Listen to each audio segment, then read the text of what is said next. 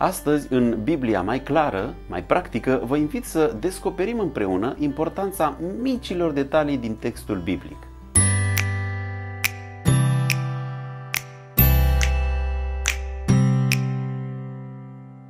Și vă invit să luăm împreună întâlnirea dintre Domnul Iisus Hristos și femeia samariteancă, descrisă de Ioan în capitolul 4, de la versetul 5 până la versetul 26. La începutul acestei relatări, Ioan ne dă câteva detalii. Suntem la Sihar, o cetate din Samaria, la fântâna lui Iacov și este ceasul al 6-lea, adică prânzul. Și dacă aceste detalii își au rolul lor în desfășurarea relatării, Ioan menționează un alt detaliu fără să ne dea explicații, și anume faptul că cetatea Sihar se află lângă ogorul pe care Iacov îl dăduse fiului său Iosif. Detaliul acesta își are și el rolul lui în desfășurarea relatării și în explicația a ceea ce se întâmplă în locul acela sau nu? Aceasta este întrebarea la care vom încerca să răspundem în episodul acesta. Iar acum, din moment ce am reușit să plasez în mintea dumneavoastră detaliul acesta a terenului pe care Iacov l-a dat lui Iosif, vă invit să parcurgem împreună textul biblic.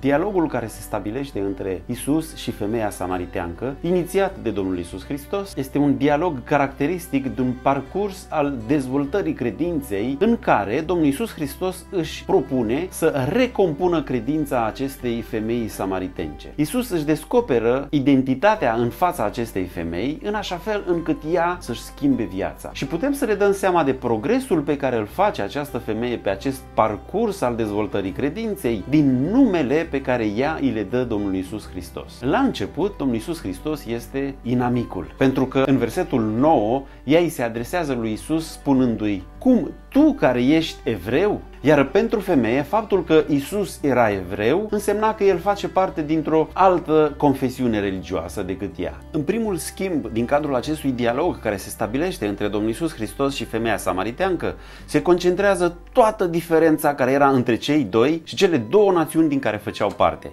În primul rând, avem două națiuni complet opuse, samariteni și evrei.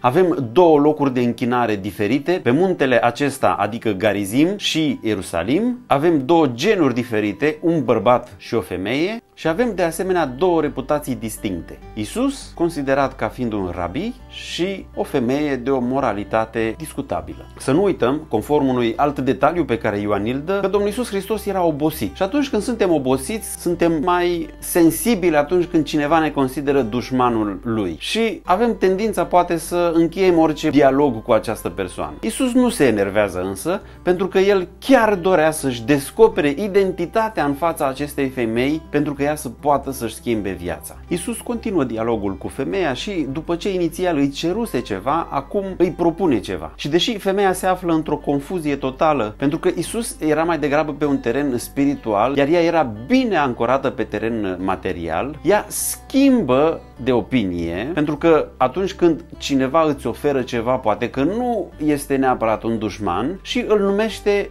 Domn în versetul 11. Observăm progresul. Isus nu mai este un inamic, nu mai este evreu, ci acum îl numește Domn. Folosește un titlu cristologic pe care nu îl înțelege în totalitate, dar observăm totuși schimbarea, observăm progresul care s-a făcut până acum. Și știu, dumneavoastră încă vă gândiți la ogorul pe care Iacov l-a dat lui Iosif. O să ajungem și la punctul acesta, însă vă invit să continuăm cu dialogul dintre Isus și această femeie.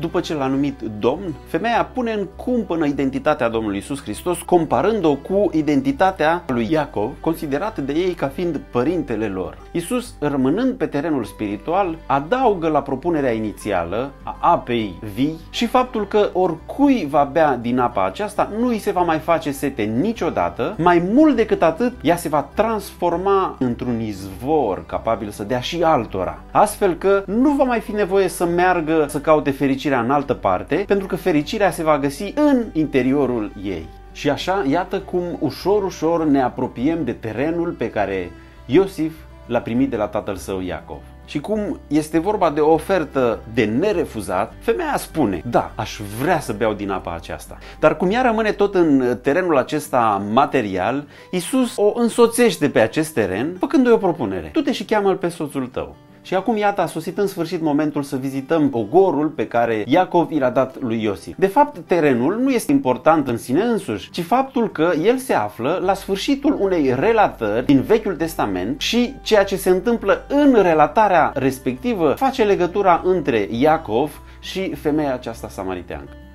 În această relatare avem ceva absolut extraordinar. Binecuvântarea fiilor lui Iosif, Manase și Efraim. Suntem undeva aproape de sfârșitul vieții lui Iacov. El cere să-i binecuvinteze pe fiii lui Iosif, pe care i-a adoptat ca și proprii săi fii, așa că Iosif îi aduce pe Manase și pe Efraim, îi plasează în fața lui, în așa fel încât Manase să fie la dreapta lui Iacov, iar Efraim la stânga. Pentru că Manase era întâiul născut și urma să primească binecuvântarea de întâi născut, iar Efraim avea să primească și el o binecuvântare. Ne imaginăm scena. În fața lui Manase la dreapta, Efraim la stânga, Iacov își întinde mâinile și în momentul în care este gata să pună mâna dreaptă pe capul lui Manase și mâna stângă pe capul lui Efraim, primește un tweet, un mesaj, un e-mail, un SMS din partea lui Dumnezeu. Încrucișează mâinile, Iacov. Încrucișează mâinile și Iacov încrucișează mâinile. Iar în această încrucișare a mâinilor avem toată istoria vieții lui Iacov. Vă spune cumva ceva binecuvântarea de întâi născut și faptul că Iacov nu era întâiul născut, ci că Esau, fratele său, era întâi născut. El știa că Dumnezeu alesese ca el să fie întâiul născut, dar nu are răbdare să aștepte binecuvântarea Domnului. Se lansează într-o cursă de urmărire a binecuvântării de întâi născut și pentru a o obține până la urmă este dispus să facă orice. Și când spun orice, mă refer la faptul că și-a cumpărat dreptul de întâi născut cu o supă, dar nu era de ajuns să aibă dreptul de întâi născut, avea nevoie și de binecuvântarea care însoțea dreptul de întâi născut. Așa că în momentul în care tatăl său îi cheamă pe el și pe fratele său Esau ca să le dea binecuvântarea, împreună cu mama sa pun la cale un plan prin care să obțină această binecuvântare. Sunt gata să mintă, să înșele ca să obțină binecuvântarea din partea Domnului. Pentru că el credea că odată cu această binecuvântare va fi în sfârșit fericit. Și toată viața lui în cursa aceasta în care s-a angajat în căutarea binecuvântării și a fericirii, el a crezut tot timpul că de el depinde, că trebuie să facă tot timpul ceva ca să poată să obțină fericirea și binecuvântarea. Iar acum, în această încrucișare de mâini, la sfârșitul vieții, și-a dat seama, ar fi trebuit să am răbdare, ar fi trebuit să am răbdare, să aștept. Prin faptul că Domnul Iisus Hristos o invită pe femeia samariteancă să-l cheme pe soțul ei, după ce l-a comparat cu Iacov, el vrea de fapt să-i transmită un mesaj. Tu zici că Iacov este părintele vostru, dar tu îl cunoști pe Iacov? Tu-i cunoști istoria? Tu știi că tu ești un pic ca Iacov? Pentru că și tu te-ai angajat în cursa aceasta a obținerii fericirii și n-ai obținut-o până acum, pentru că în momentul în care ți-am zis să-l chem pe soțul tău, mi-ai spus că nu ai soț. Și într-adevăr nu ai, pentru că acesta pe care l-ai acum nu ți este soț, nici cei 5 dinainte. Nu aștepta ca Iacov să ajungi la sfârșitul vieții și să realizezi că n-ai obținut această fericire pe care ai căutat-o toată viața, intrând în tot felul de relații care mai mult ți-au complicat viața decât să ți-o rezolve. Această siguranță pe care o cauți, această binecuvântare pe care o cauți în viața ta, spune Domnul Iisus Hristos, eu pot să ți-o ofer.